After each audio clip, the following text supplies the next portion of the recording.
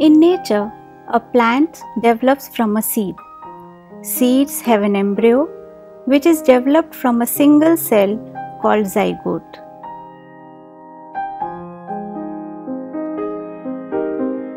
The zygote is the outcome of fertilization, which involves the fusion of male and female gametes. Such embryos, which are formed from fertilized eggs or zygote, are called as zygotic embryos. But there are embryos which are formed without the fusion of male and female gametes. Such type of embryos are called non-zygotic embryos. The non-zygotic embryos can be of three types: parthenogenic embryos, androgenic embryos, or somatic embryos. Parthenogenic embryos are the embryos which are formed without fertilization. Here, the egg which is formed due to meiosis remains unfertilized and develops into an embryo. It is therefore purely maternal in origin. The androgenic embryos are formed from male gametophyte, that is microspore or pollen. Under stress or artificial conditions, the microspores or young pollen grains can be switched from their normal pollen development towards an embryogenic pathway and develop androgenic embryos. This process is called as androgenesis, and it is achieved in plant tissue culture by anther or pollen culture. The third type of non-zygotic embryo is somatic embryos. These embryos are formed from sporophytic diploid cells of root, stem, leaf, etc. In this lecture, we will study the process of somatic embryogenesis in detail, about how it is achieved and in what way it differs from zygotic embryogenesis. But before that, let us first study the different stages occurring in zygotic embryogenesis and how these stages are met with somatic embryos during culture under lab conditions. Zygotic embryogenesis in higher plants happens in two important phases. The first one is morphogenesis and second is maturation. Morphogenesis is the first phase during which the basic body plan of the plant is established. Here, bipolarity is established and the embryo develops a rooty and a shooty pole. This is followed by maturation phase, which involves expansion of the embryo and accumulation of storage molecules.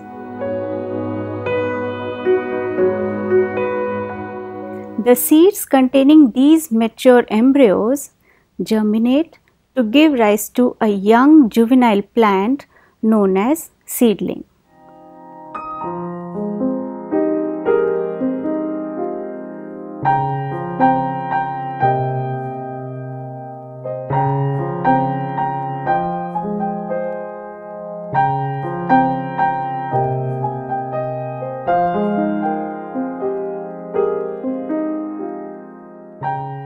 Under laboratory conditions, similar phases of zygotic embryos can be achieved through somatic tissues by exploring their totipotency.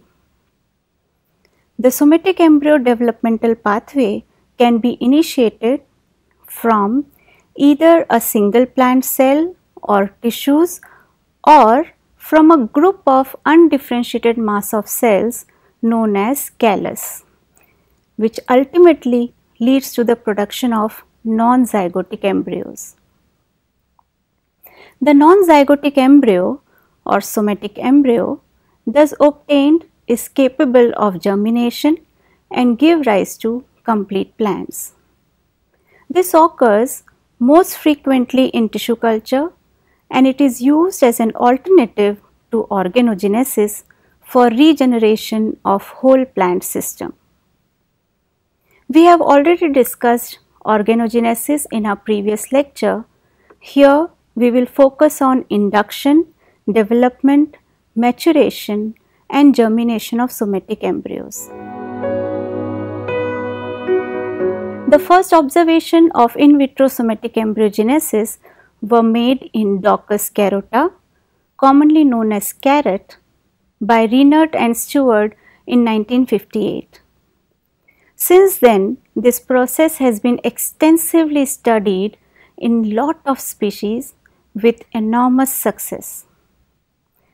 Somatic embryogenesis is initiated by using pre-embryogenic determined cells from embryo sac tissues or by induced embryogenic determined cells from root, leaf, stem, etc. as explants. In pre-embryogenic determined cells, the embryogenic pathway is predetermined and the cells appear to only wait for the synthesis of an inducer or removal of an inhibitor. In presence of a stimulus, the cells restart their independent mitotic divisions, ultimately leading to the formation of somatic embryos. Such pre-embryogenic determined cells are found in embryogenic tissues. For example, the embryo sac tissues within ovules behave as pre-embryogenic determined cells and resume their embryogenic potential during culture and rapidly form somatic embryos. On the other hand, the induced embryogenic determined cells of root, stem, leaf, etc. require redetermination to the embryogenic state by exposure of somatic cells to specific growth regulators like 2,4-D. Under the influence of auxins, the cells undergo dedifferentiation by losing their specific properties and form callus. Then later, these cells acquire embryogenic potential and differentiate to form embryos. Once the embryogenic state has been reached, both the cell types proliferate in a similar manner as embryogenic determined cells. Plantlets are then produced directly by following the full embryogenic pathway as a coordinated group of embryogenic determined cells. Somatic embryogenesis is of two types: direct somatic embryogenesis and indirect somatic embryogenesis. When the embryoids are formed directly from a cell or a small group of cells without the production of an intervening callus, it is called direct somatic embryogenesis. This type of embryogenesis is generally obtained when we use pre-embryogenic determined cells as explants. It is rare in comparison with indirect somatic embryogenesis. For example, in Bacopa monnieri, when the young leaf and stem explants were cultured in Gembogg's B5 medium containing low concentration of auxin, that is 2,4-D, it resulted in the development of somatic embryoids directly from the explant surface. In indirect somatic embryogenesis, the cells of the explant first form callus and then embryoids are produced from the callus tissue. This type of embryogenesis is generally obtained from induced embryogenic determined cells. For example, in Bacopa monnieri, when the young leaf and stem explants are cultured in Gembogg's B5 medium containing higher concentrations of auxin 2,4-D, the explants first developed undifferentiated mass of cells, that is callus, and then these callus cells formed embryoids. The somatic embryos are induced in two phases. In the first phase, the cells acquire embryogenic competence and In the second phase, the competent cells become determinate to form embryos, and this stage is called embryogenic determination stage. The embryogenic callus comprises of cells which are small, angular, connected with the adjacent cells by many plasmodesmata. These have several small vacuoles, many starch grains, high density of ribosomes, numerous profile of rough endoplasmic reticulum, and spherosome-like vesicles. The embryogenic cells are held together by non-embryogenic cells which are larger, rounded, have intercellular spaces, fewer plasmodesmata, larger vacuoles, few starch grains, low population of ribosomes, very few endoplasmic reticulum profiles, and little or no spherosome-like vesicles. Once these cells gain competence, the embryogenic clumps develop mature embryoids when transferred to a medium with a very low level of auxin or no auxin at all. At this stage, the embryos, which are determinant for formation of embryos, sustain their smaller size and rich cytoplasm and enter into further stages of maturation. These embryo-like structures are normally bipolar units and germinate into full plantlets on providing suitable culture conditions. Somatic embryos may develop from single embryogenic competent cells or from a group of competent cells.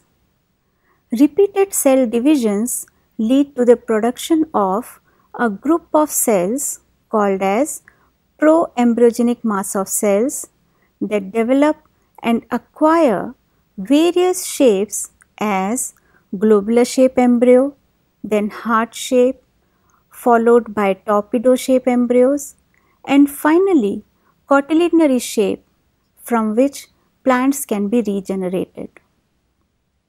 Polarity is established during early stages of embryo development. At the globular stage, tissue differentiation becomes apparent, and in heart stage or cotyledon stage embryo, procambium and apical meristems can be clearly seen.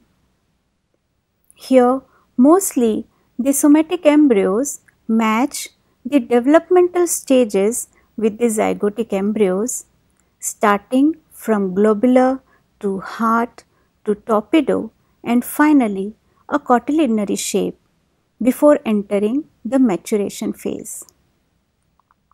But in a few cases, somatic embryo development can be so fast that it may transform rapidly without undergoing all the developmental stages and show immediate germination.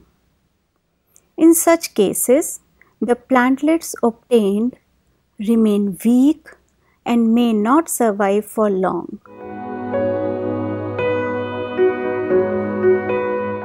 In organogenesis, the shoot buds emerge from callus, whereas in embryogenesis, the somatic embryos are formed from the callus.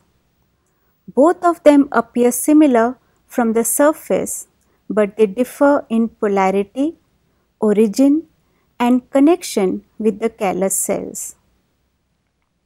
The shoot bud is a monopolar structure and originates from a group of cells.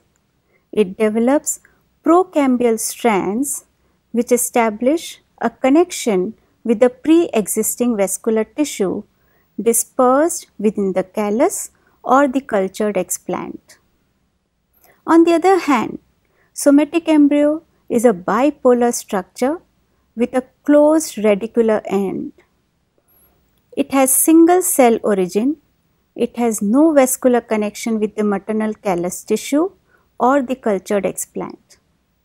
That is why somatic embryos get easily separated from the callus tissue or from the explant and can easily be planted for total plant germination on germinating media. The embryos which are developed directly from explant or indirectly from callus are termed as primary somatic embryos. In some cases, somatic embryos regenerate from the tissues of primary somatic embryos or other parts of germinating somatic embryos. Such embryos are called as secondary somatic embryos. Maturation is regarded as an essential stage of embryogenesis because of high frequency of plant recovery from mature embryos. In this stage, the embryos do not grow but undergo biochemical changes to become stronger. The embryo maturation involves accumulation of carbohydrates, lipids, and protein reserves, embryo dehydration, and a reduction in cellular respiration. Hence, high frequency embryo germination and plantlet survival depends on gradual dehydration of embryos, which provide sufficient time to embryos to accumulate biomolecules. In this stage, abscisic acid helps in preventing early germination by triggering the expression of genes which normally express during the drying down or dehydration phase of seeds. It also promotes normal development of embryos by suppression of secondary embryogenesis. In the absence of abscisic acid, maturation results in poorly developed somatic embryos showing abnormal morphology, non-synchronous development, and early germination. Now let us study about the factors affecting somatic embryogenesis.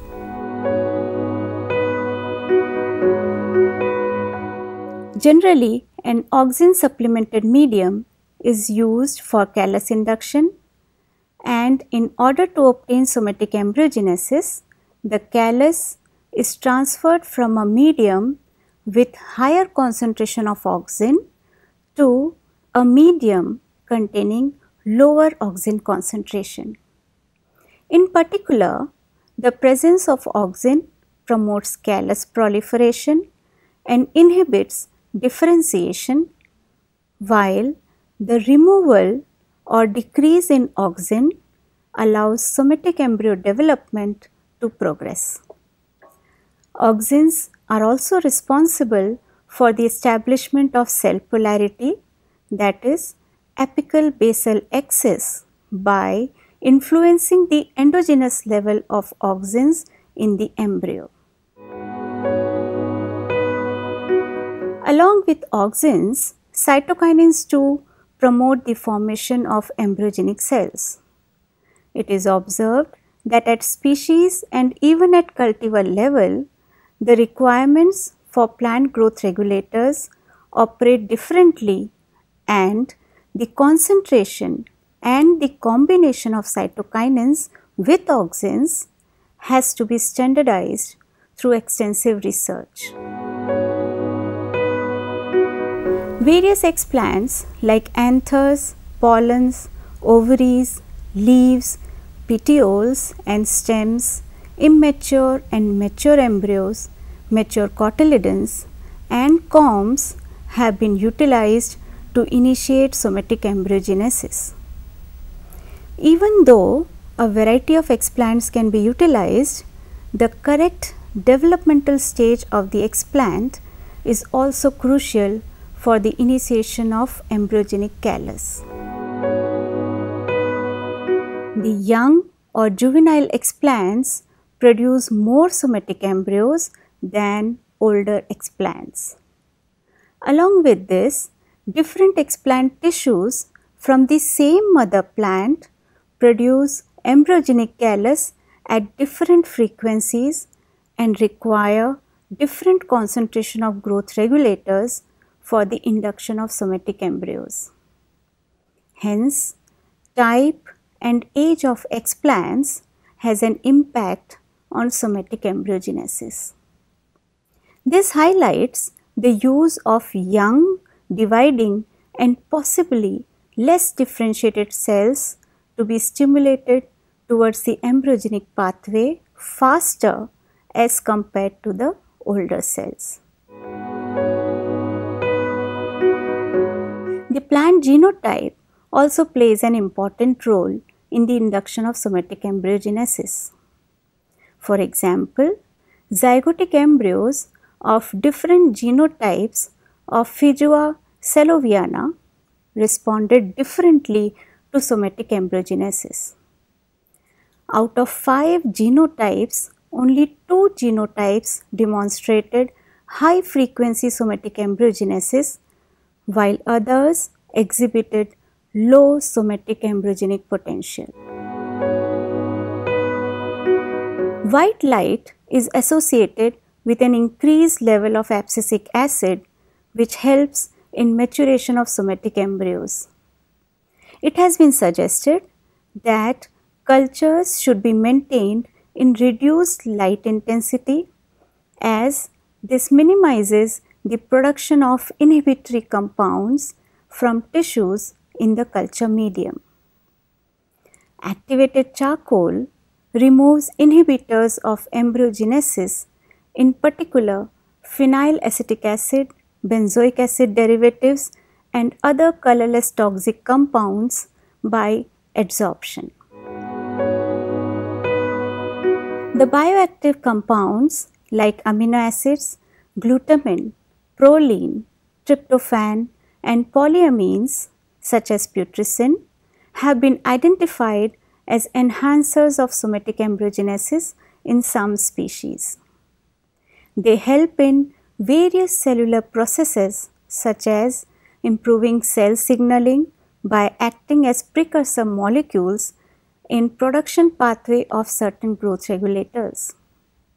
Another class of proteins called arabinogalactan proteins, which are proteoglycans and commonly found in cell membrane, cell matrix and cell walls, are involved in establishment of pattern formation during embryogenesis. For example, addition of arabinogalactan proteins to the old carrot cultures that had gradually lost the embryogenic capacity restored the embryogenic potential in the cultures, indicating the role of arabinogalactan proteins in induction of embryogenesis. Some researchers have emphasized that the inclusion of complex organic extracts such as coconut water, tomato extract, potato extract, corn extract and papaya extract are essential for somatic embryogenesis in some species. However, the organic extracts are undefined components, and as such it is not possible to determine which particular constituent of the extract promotes somatic embryogenesis, and consistency in the actual extract for each time it is prepared. Hence, addition of such organic extracts is not preferred and should be avoided in somatic embryogenesis. Somatic embryogenesis is an asexual form of plant propagation reproduced artificially by the manipulation of tissues and cells in vitro that mimics many of the events of sexual reproduction. The last 5 to 10 years have witnessed an explosion in the number of species that can now be regenerated through somatic embryogenesis, especially in development of variety of agronomically and horticulturally important plants. In our next lecture, we will study about the genes playing role in somatic embryogenesis and various applications of somatic embryogenesis.